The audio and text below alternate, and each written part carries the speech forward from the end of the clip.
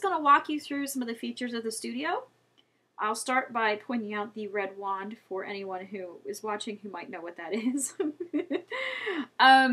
So one of the things that I really wanted to do in this studio was to create a place of inspiration, both for creating things, but also for things that have already been created.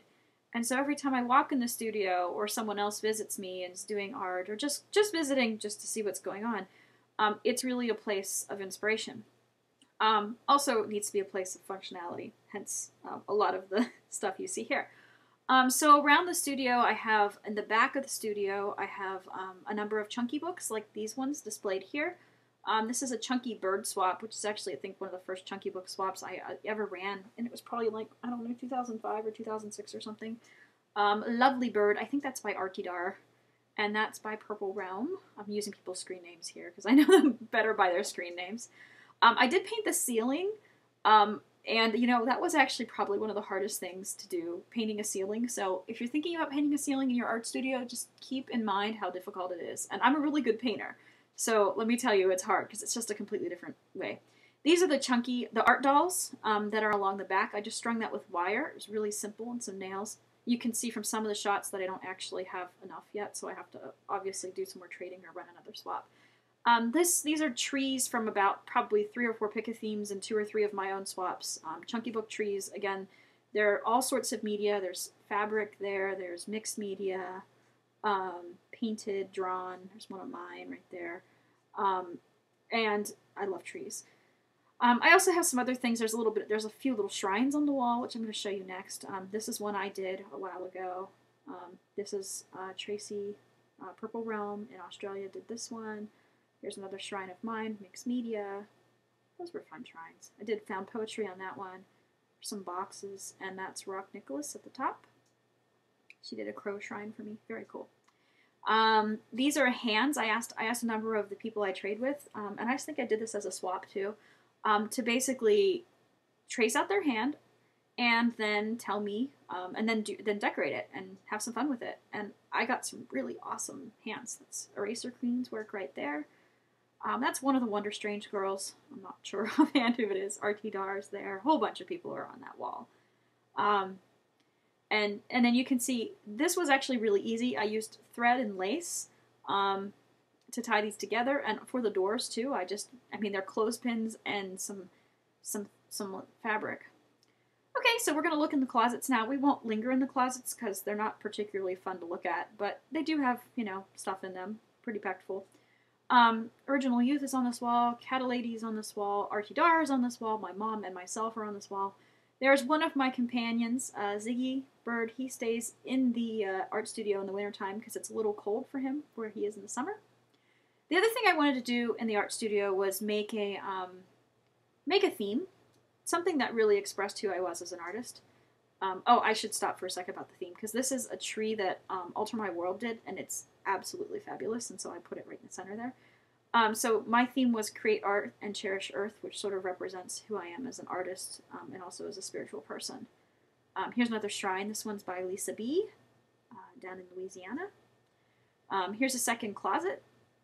In the closet, you can see, I didn't have any place to put these, but there's a number of necklaces I've been working on. And then there's my new clay supplies. I'm so very excited about the clay supplies. And that shelf is something that should not be shown because it's kind of messy right now. I also have a nice bookcase in here, which has both things that help me learn as an artist, but also, again, more inspirations. My art journal collection is on the bottom there. This is a mixed media art journal that I did myself. I love art journals because they don't really require you to be pretty. They just require you to create. Here's another one. This is an art journal I did at Art for All this year, which is something we run out of ATCsforall.com, which is really fun. And just different things. This is another thing I wanted to show you. This is for an organizational tip. I got this idea from Original Youth down in Texas, and she's really fantastic. So let's say you're a mixed media artist, and that's some of the stuff I do, and you want to organize your collage supplies so you can actually find, say, a butterfly when you need it.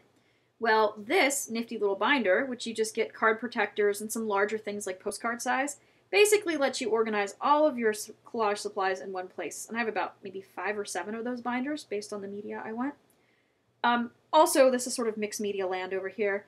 I've organized all of my mixed media supplies for art journals and the like by color. So like purple, blue, etc. This next drawer I'm pulling open is actually a background drawer.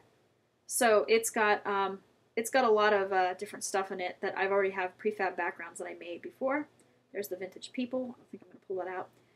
The other thing I have is I have binders of all of the ATCs I've collected. I don't know, I have like 10 or 12 binders. I think I've got about 3,000 ATCs. I've done a lot of swapping and trading over the years. ATCs, for those of you who are watching that don't know, are artist trading cards. They are 2.5 by 3.5 inches, and they can be any media, and we do a lot of trading online.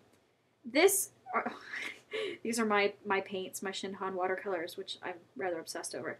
I used a spice rack here to kind of pull out, to show the different levels. This is my bead area here. On the other side to the right of the studio when you come in. It's not as organized as some of the other supplies, but I'm working on it. And a lot of these bins and totes and things, almost all of them I got secondhand. And I think that's really important is when you're furnishing a studio, you know, don't start by going to Target or whatever. Start by looking at the thrift store or looking at yard sales. You'll find a lot of stuff that way, and it's way cheaper. And plus, then you're not, you know, buying new stuff and polluting the environment. Here's some projects I'm working on. That's a polymer mosaic that I've been working on. It's kind of fun. Now we're into the distraction part of the video, because no art studio will be complete without your set of distractions, namely husbands and pets. What are you doing? I'm putting your tripod back in your room where it belongs. But I wasn't done with it. So that it's not in the middle of the hallway, so that I can walk from the stairs into my bedroom. Because I would like to change my clothes. But I'm not going to change my clothes while your camera is on. And I just want to say one more thing here. I do make a space for my pets in my art studio because I think it's important that they get to spend time and enjoy themselves there too. And here's a little bit of a confrontation with the cockatiel and the cat. So I hope you've enjoyed my tour.